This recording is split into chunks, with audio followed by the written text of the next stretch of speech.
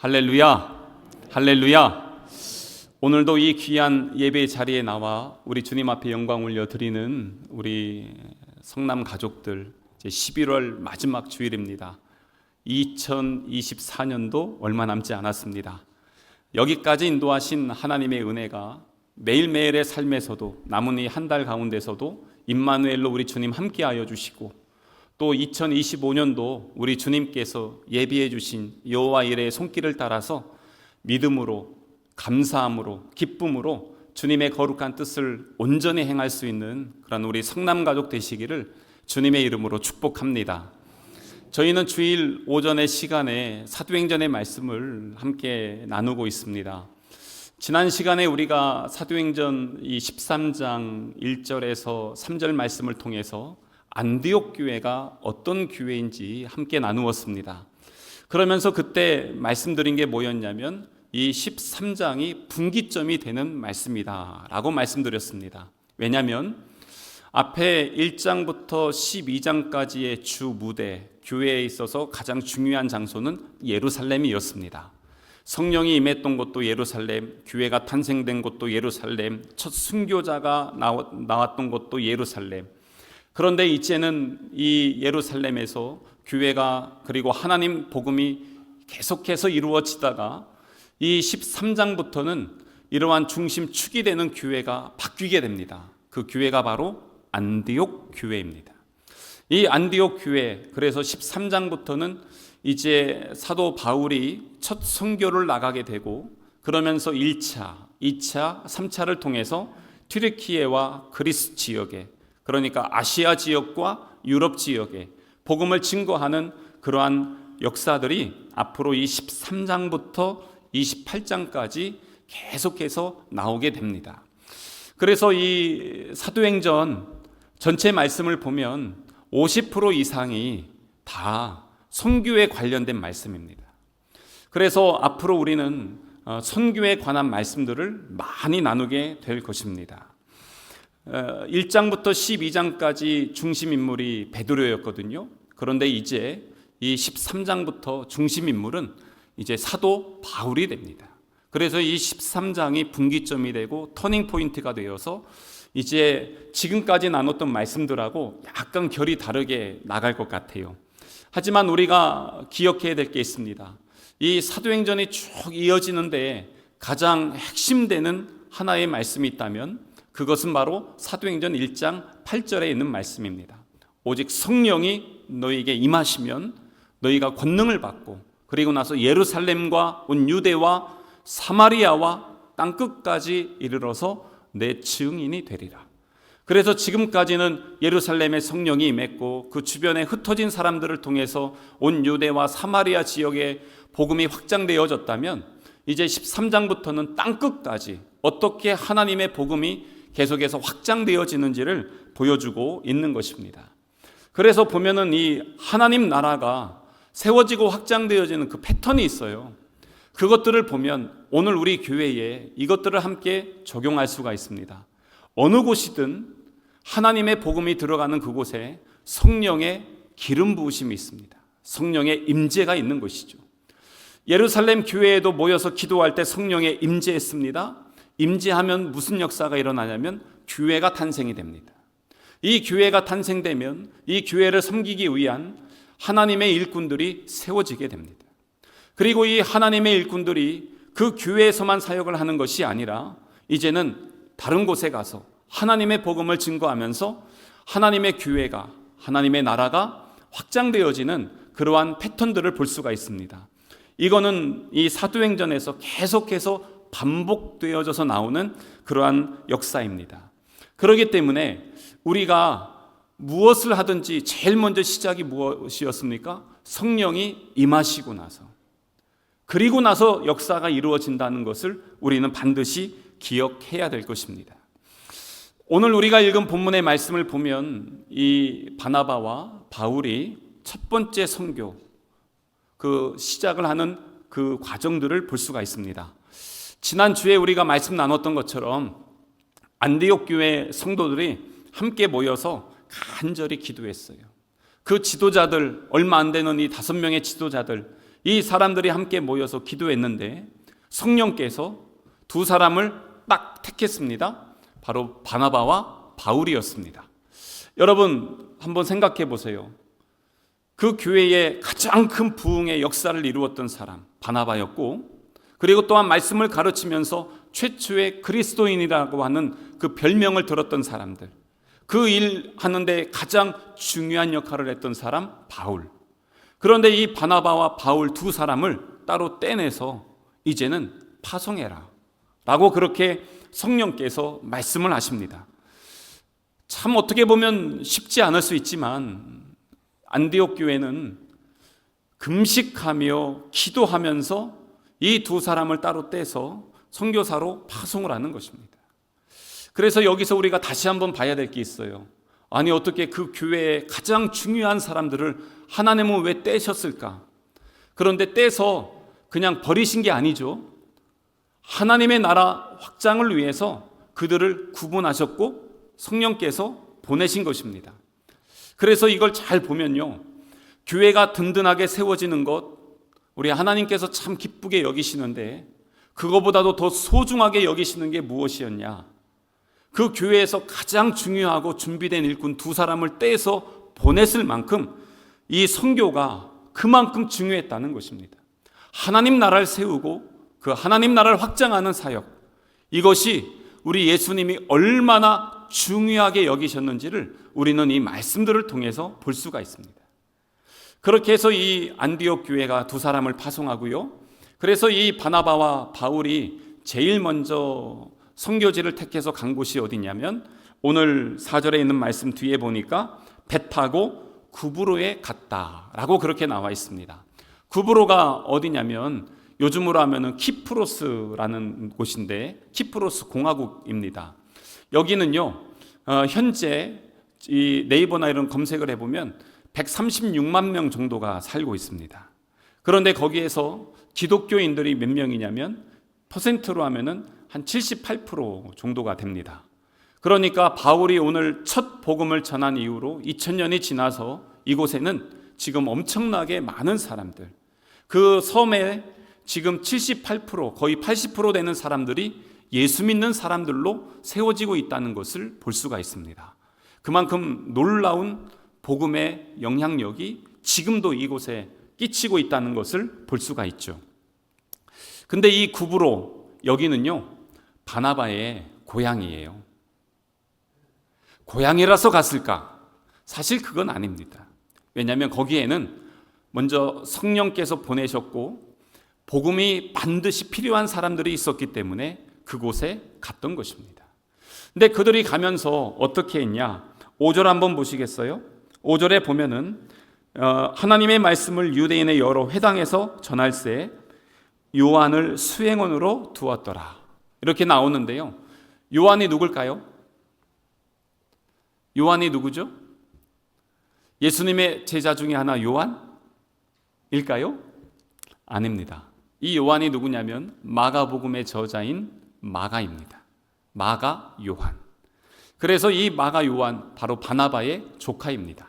그래서 같이 가게 된 겁니다. 선교를 하면서 함께 동역할 사람이 필요했고, 그래서 함께 가게 되는 것이죠. 이렇게 해서 가게 되는데, 그리고 나서 6절에 보면은 온 섬 가운데로 지나서 가게 됩니다. 섬 가운데로 지나갑니다. 근데 이 구브로에는요 광산이 유명합니다. 구리광산, 이런 것들이 많이 나오는데 그만큼 산이 높고 깊다는 것이겠죠. 그러니까 구리광산도 나오는데, 사실 사람들 만나고 그리고 좋은 동네에 가려면 어디로 가야 되냐면 그냥 해안길로 가야 좀 편합니다. 요즘 우리 서산 태안 같은 데 가도 둘레길 있잖아요. 다 해변 쪽으로 해서 길 만들어 놓죠. 거기가 사람들 다니기 좋아서 그런 것이에요. 그런데 이 바나바와 바울이 해안길로 가지 않고 섬 가운데로 지나갔다는 건, 그건 무엇이냐면 광산 지역으로 해서 갔다는 것입니다. 그러니까 거기에는 복음이 필요한 사람들이 있었고 거기에서 하나님의 복음을 증거했다는 것입니다.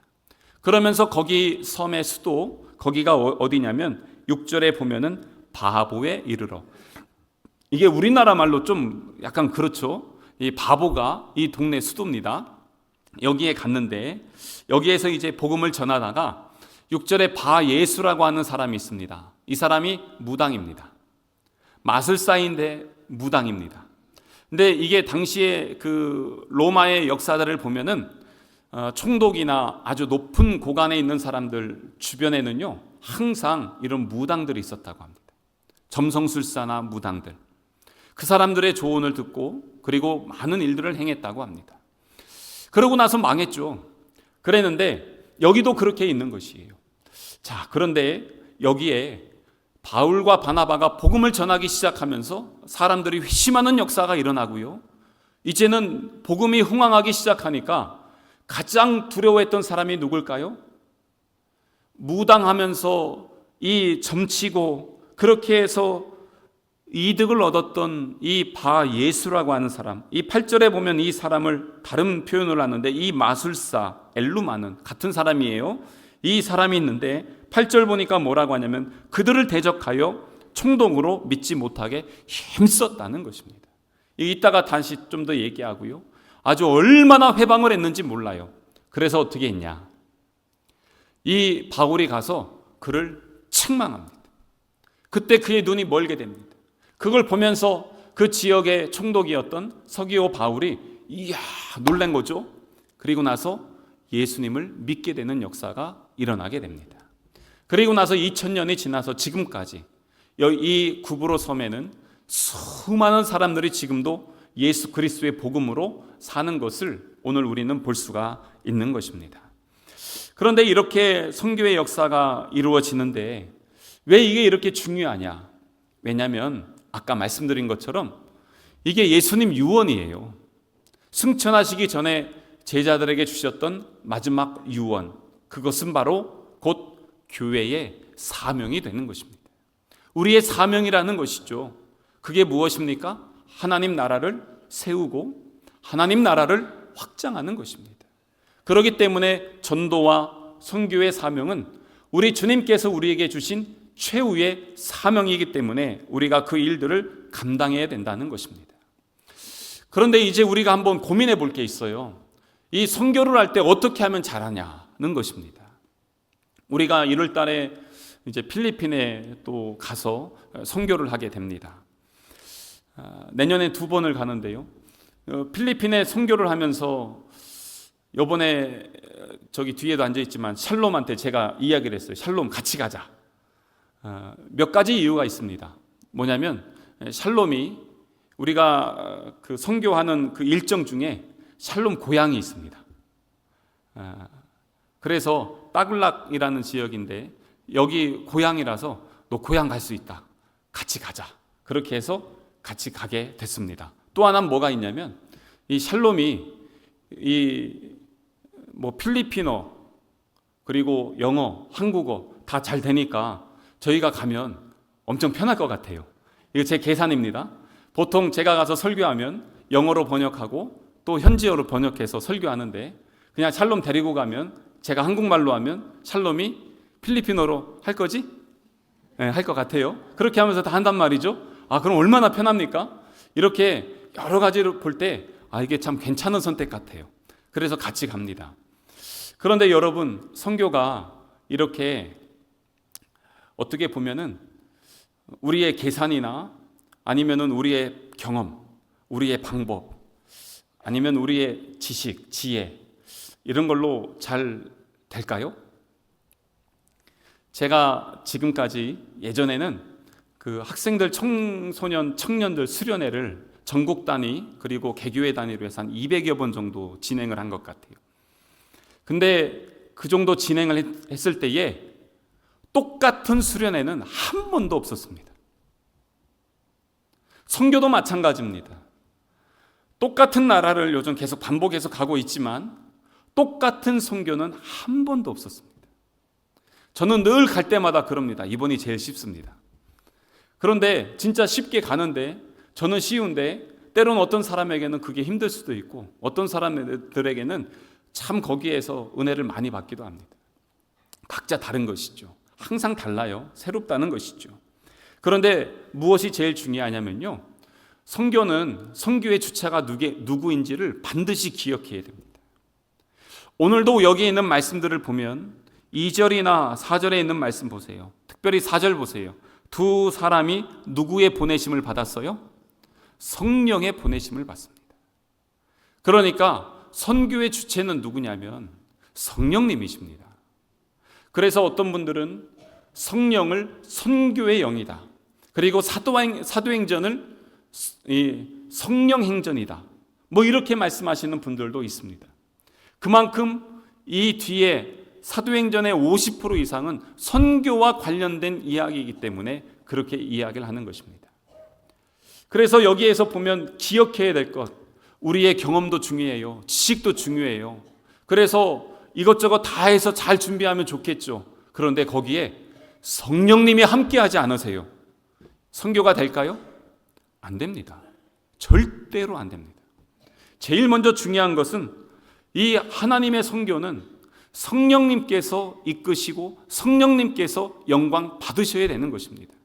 그러지 않으면 선교의 역사는 이루어지지 않습니다. 왜냐하면 선교지는 영적 전쟁터이기 때문에 그렇습니다.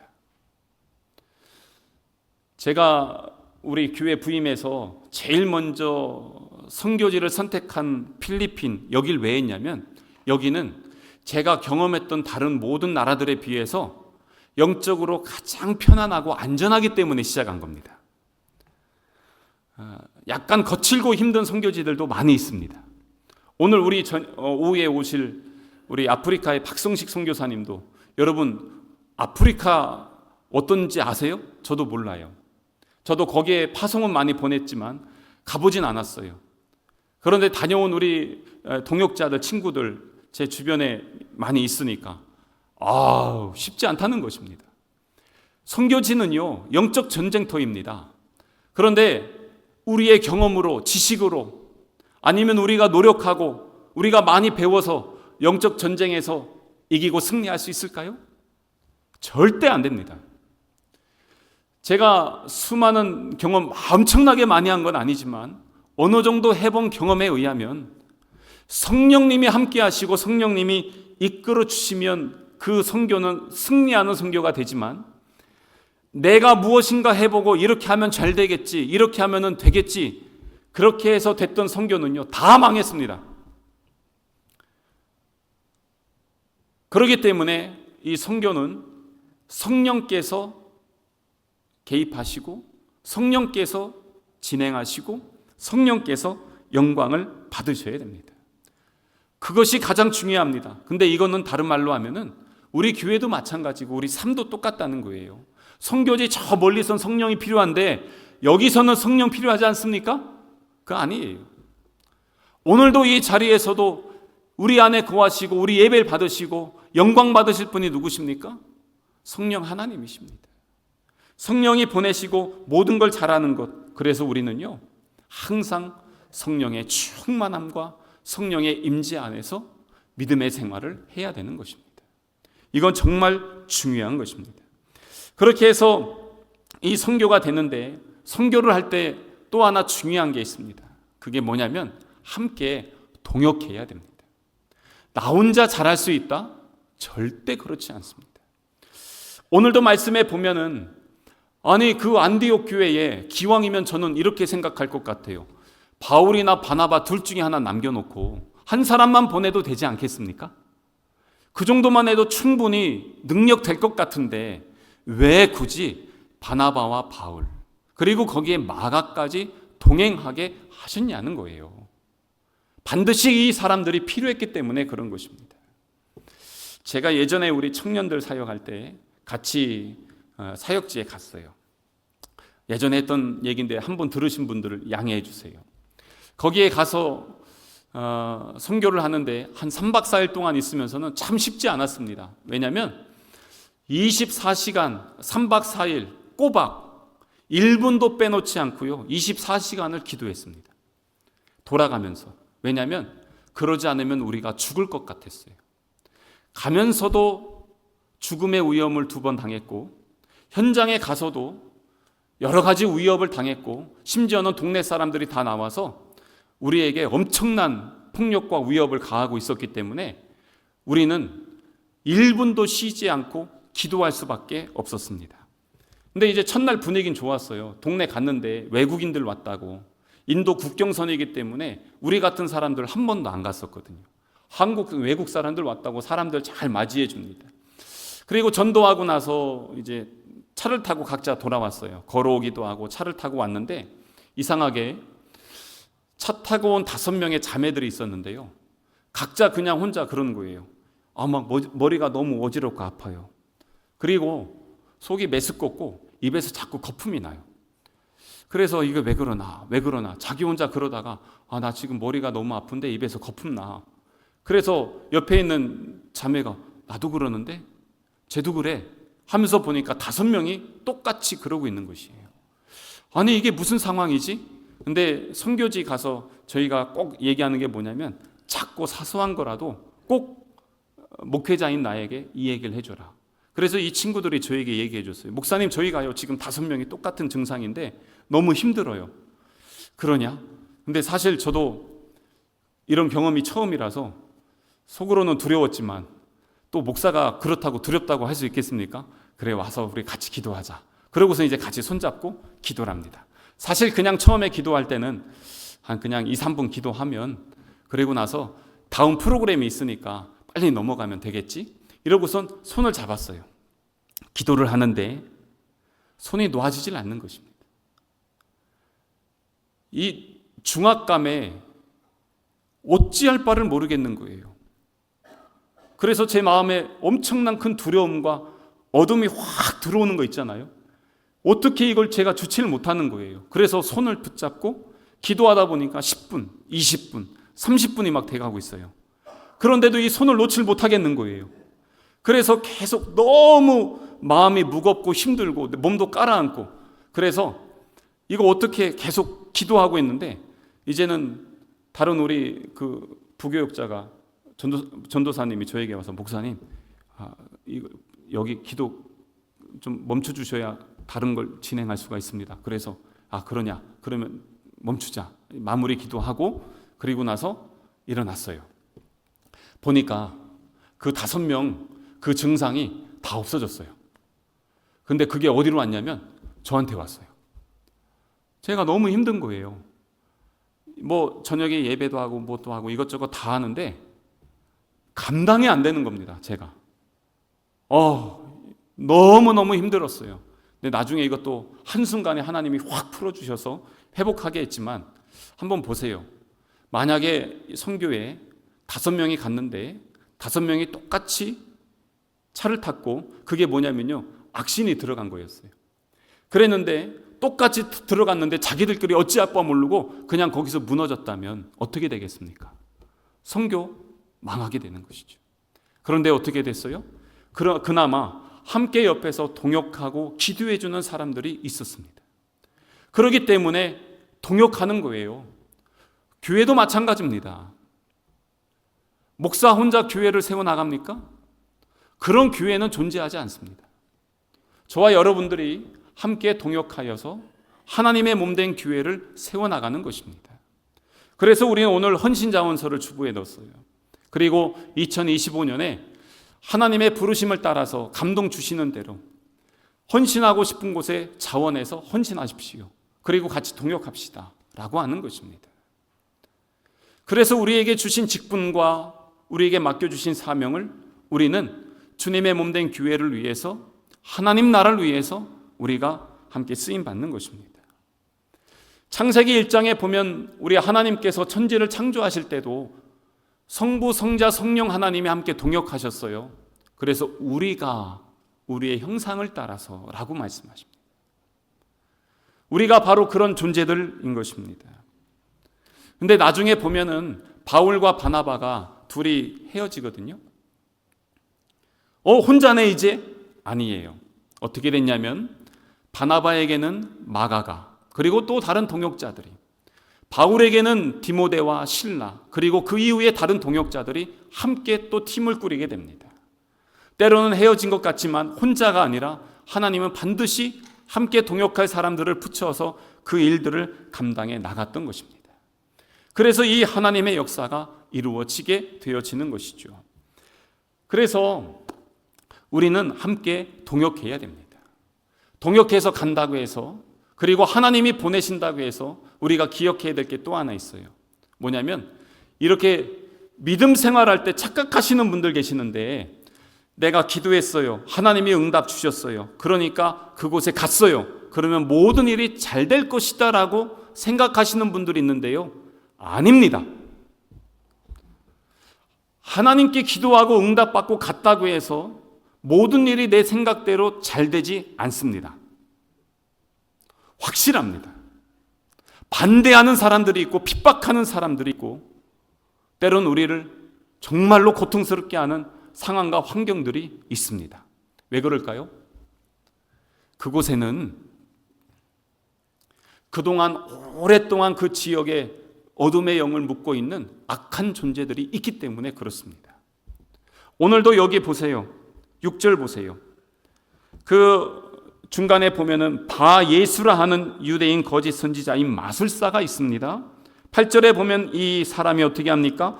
그들을 어떻게 해요? 대적해요. 총독으로 믿지 못하게 힘쓰는 겁니다. 대적하는 것입니다. 분명히 4절에는 성령의 보내심을 받았어요. 그런데 가서 보니까 대적하는 사람들이 있는 거예요. 그런 게 얼마나 많은지 아세요? 제가 태국에 있는 치앙마이, 전 세계에서 마약이 가장 많이 나오는 동네, 여기에 이제 갔어요. 그 선교사님이 저에게 목사님 개척하죠? 그러는 겁니다. 네, 알겠습니다. 그랬더니 마약으로만 사는 동네를 가자고 해서 갔어요. 한 200가구 되는데, 거기 지역에 가서 그 동네 이장이 외국인들 왔다고 저희를 초대하는 겁니다. 근데 또 저 목사라고 또 선교사님이 같이 가자고 해서 갔어요. 이 동네 사람들이 어떠냐면 성향이, 평소에 경찰들이 오면 잘 해주고 뒷돈 주고 하면서 지내다가 경찰이 잡으러 오면 경찰을 다 죽이는 사람들이라고 제가 사전에 얘기를 들었어요. 그런데 이장이 부르니까 괜히 무서운 거예요. 근데 그 집에 딱 갔더니 옆에 흰 포대가 3개가 이렇게 쌓여 있는 겁니다. 순간 제 마음속에 마약인가? 뭐 자기네들 뭐 그 안에서야 얼마든지 할 수 있으니까요. 그냥 뒷동네만 가면 다 마약이니까. 그랬는데 그 마을에 한 200가구가 있었는데요. 그 마을에서 제일 좋은 집이 어디냐면 마을 이장 집이 아니고요. 그 지역의 우상을 섬기는 제사장의 집이 제일 좋습니다. 어딜 가나 그렇습니다. 산마을에 들어가서 마약이나 뭐 하여튼 그런 깊은 곳에 들어가면은 거기에 있는 데서 가장 좋은 집들 대부분 다 그쪽 지역 우상을 섬기는 제사장들 집입니다. 무엇입니까? 그만큼 악한 권세들, 거짓된 영들이 그렇게 그 지역을 사로잡고 있는 것입니다. 거기에 복음 들고 가요. 가만히 있겠습니까? 결코 가만히 있지 않습니다. 난리 나는 것입니다. 경계합니다. 그래서 거기에서도 저희가 이제 복음을 전하고 그리고 돌아왔는데, 이러한 일들은요, 우리 주변에 참 얼마든지 많이 있습니다. 제가 그러한 일들을 저희 위협하고 한밤중에 저희 있는 데 와서 문 두드리고 다 나오라고 막 너희들 잡아가겠다고 하면서 난리를 필 때, 다른 동네에서요, 다른 나라에서 밤새 진짜 잠을 못 잤어요. 너무 두려운 것입니다. 다음날 아침에 일어나서 전도를 나가긴 나가야 되는데 나갈 수가 없는 거예요. 동네 사람들이 우리를 해코지 할까 봐. 선교사님도 오늘은 그냥 가만히 있어라. 그런데 점심쯤 됐는데, 아니 우리가 죽을 위기를 2번 거쳐서 여기까지 와서 전도도 못하고 다시 돌아가야 되냐, 이건 아닌 것 같다. 선교사님에게, 선교사님 우리가 반은 남아서 기도하고 반은 나가서 전도하겠습니다. 그래서 이제 자원해라, 나가서 전도할 사람. 그랬더니 이제 한 절반 정도가 자원을 했어요. 나가서 전도해, 우리는 여기서 기도할게. 나갔습니다. 그래서 어디로 갔냐면 학교 앞에 가서 초등학교 애들에게 이제 복음을 전했습니다. 그런데 학교 선생님이 나오더니 당신들 누구냐고 째려보면서, 왜냐하면 애들 잡고 누가 외국인이 와서 막 뭐라고 하니까 그러니까 우리를 잡아가는 거예요. 들어오라고. 교무실로 데리고 갑니다. 어디서 왔냐? 뭐 했냐? 한국에서 왔다. 그리고 전도하러 왔다. 그러니까 한국에서 왔다고? 그 동네에요. 그때에 한참 옛날이니까 그 초등학교 애들이 핸드폰에 저한테 와서 보여주는데 뭘 보여주냐면 꽃보다 남자 드라마 있잖아요. 그걸 보고 있더라고요. 그러니까 한국에 대한 이미지가 좋아진 거예요. 한국인 왔다니까 그러면은 애들 저기 있는데 좀 가자고. 제가 초등학교 부춘 초등학교 다닐 때 외국인이 왔다고 종교생을 밖으로 다 부른 적이 있습니다. 외국인 좀 구경하라고. 그래서 외국인이 강단에 서고 우리가 이렇게 운동장에 서가지고 아 외국인이 저렇게 생겼구나 하면서 본 적이 있습니다. 근데 그 똑같은 상황이 저희가 거기 갔는데 그대로 되는 거예요. 우리 앞에다가 선교팀들 세워놓고 애들 다 놓고 거기서 우리 애에게 뭐라고 하냐면 노래 좀 불러봐 그러는 겁니다. 그래서 우리 애들이 뭐 했을까요? 청년들이 거기서 복음성가 찬양을 계속했습니다. 한 곡 했더니 또 하래요. 또 했습니다. 그랬더니 애들이 반응이 좋으니까 선생님이 또 하라고. 그래서 세 번째 하고 났더니 계속 하래요. 그래서 그러면 우리가 오늘 이따 오후에 저기에서 공연을 할 건데 애들하고 다 오십시오. 그랬어요. 거기가 이제 예배 그 교회당을 새로 건축하는 자리였습니다. 그 인도 국경선에 논 한가운데다가 지금 그냥 시멘트만 깔고 기둥만 놨고 아무것도 없는 곳인데 저녁에 오시라고. 그랬더니 애들이 가서 집에 부모님들 어른들까지 다 얘기해가지고 그날 저녁에 175명이 왔어요. 더 왔는데 그날 복음을 전하고 이제부터 예수 믿겠다고 결단하는 사람들 손 들으시라고. 그랬더니 175명이 드는 겁니다. 지난달에 이 선교사님에게서 이제 선교 편지가 왔는데 저희가 방문했던 그 교회가 지금 잘 지어졌고 예배를 너무 잘 드리고 있는 것이에요. 이렇게 하나님께서 많은 어려움과 여러 가지 상황을 주셨지만 그것을 통해서 그곳에 교회가 세워지게 되고 그리고 거기에 이제는 사역자가 들어가서 지금 그 지역에 많은 복음화가 이루어지는 것을 볼 수가 있었습니다. 반대하는 사람이 있지만 반대하는 사람만 있는 게 아니라 왜 반대하겠습니까? 거기에는 또한 하나님이 예비한 사람이 있기 때문에 그렇습니다. 그 동네에서 제가 나오고 있는데 그 힌두교 인사가요. 보통 여러분들 들어보셨어요? 나마스테 그럽니다. 힌두교 인사인데 어느 할아버지가 저에게 오셔서 뭐라고 하시냐면 저희 모씨 이렇게 인사를 하시더라고요. 저희 모씨가 뭐냐면 기독교 인사입니다. 기독교인들끼리 하는 인사인데 그래서 제가 물어봤어요. 아유 크리스찬? 당신 예수 믿냐? 그랬더니 나 예수 믿는다. 아니 거기에 어떻게 예수 믿는 사람이 있는지 저희는 알 수가 없어요. 정말 놀랐어요. 근데 나는 예수 믿는 사람이다 그러는 거예요. 우리 저기 교회 지금 개척하고 있으니까 가서 같이 예배하자. 오케이 알았다. 왔어요. 같이 예배했어요. 너무 놀랐어요. 하나님이 예배한 사람이 있더라는 것입니다. 하나님의 나라, 하나님의 선교는 이렇게 이루어지고 있는 것입니다. 오늘도 보세요. 12절에 보시면요. 이에 총독이 그렇게 된 것을 보고 믿었다는 것입니다. 무엇입니까? 하나님이 예비해둔 서기오 바울이라는 사람이 있었고 이 사람이 예수님을 믿게 되었고 이 사람을 통해서 그 지역에 하나님의 복음이 뿌리내리기 시작하면서 2000년이 지난 지금 그 섬에 78%의 사람들이 예수님을 믿게 됐다는 것입니다. 그게 바로 하나님 역사입니다. 우리나라가 어떻게 이 많은 그리스도인들 교회가 세워질 수 있었겠습니까? 준비된 하나님의 사람들이 있었기 때문에 그런 것이죠. 그래서 대적하는 사람들이 있지만 거기에는 또한 복음을 사모하며 기다리는 사람들이 있었다는 것을 우리는 기억해야 되는 것입니다. 그렇기 때문에 우리에게 맡겨주신 선교의 사명을 잘 감당해야 됩니다. 제일 중요한 게 무엇입니까?